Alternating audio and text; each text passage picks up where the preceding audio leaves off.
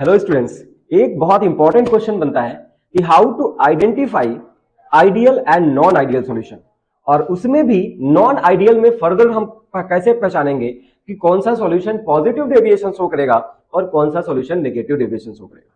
तो मैंने कुछ एग्जांपल्स लिखे हैं यहाँ पे। जो फर्स्ट केस है देखो, इसमें क्या कह रहा है, एग्जांपल्स ऑफ आइडियल सॉल्यूशन। तो आइडियल सॉल्यूशन क्या होगा, जब सोल्यूट और सॉल्वेंट या कंपोनेंट 1 और कंपोनेंट बी के बीच का जो इंटरेक्शन बने, नया इंटरेक्शन, वो उनके इंडिविजुअल इंटरेक्शंस के आइडेंटिकल हो, इक्वल हो। ये कब होगा, जब दोनों ही कंपाउंड, दोनों ही कंपोनेंट कैसे हो, सेम टाइप के हो। जैसे यहां पे लिखा है बेंजीन प्लस टॉल्वीन, इसका जो सॉल्यूशन होगा वो कैसा होगा, आइडियल सॉल्यूशन होगा। बेंजीन भी कैसा है, नॉन पोलर है, टॉल्वीन भी कैसा है, नॉन पोलर है। तो यहाँ पे सिंपली क्या होगा, दोनों एक ही तरह के हैं।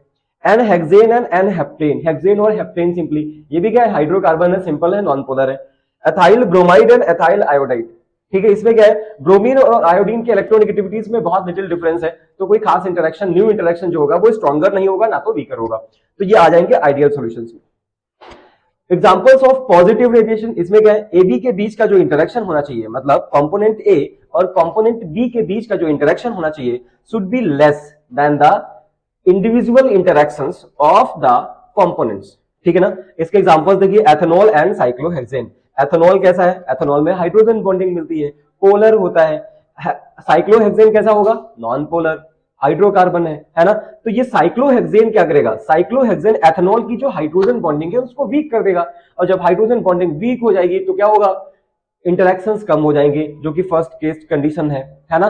और इससे क्या होगा, it will show positive deviation. तो ये जो एग्जांपल्स है, acetone carbon disulphide, acetone dipolar interaction, carbon disulphide non polar, ठीक है। Acetone and benzene polar and non polar. Acetone में आपको पता है डाइपोलर अट्रैक्शंस होते हैं।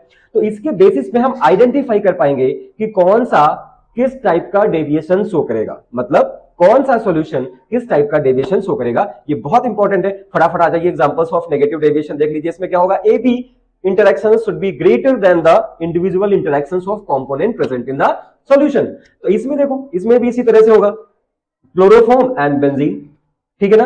क्लोरोफॉर्म और बेंजीन, क्लोरोफॉर्म कैसा है, पोलर है, ठीक है ना।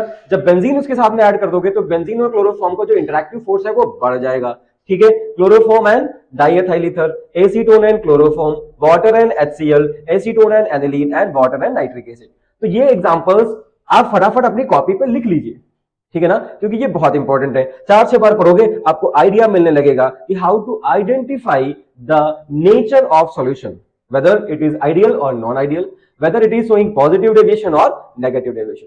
करेक्ट।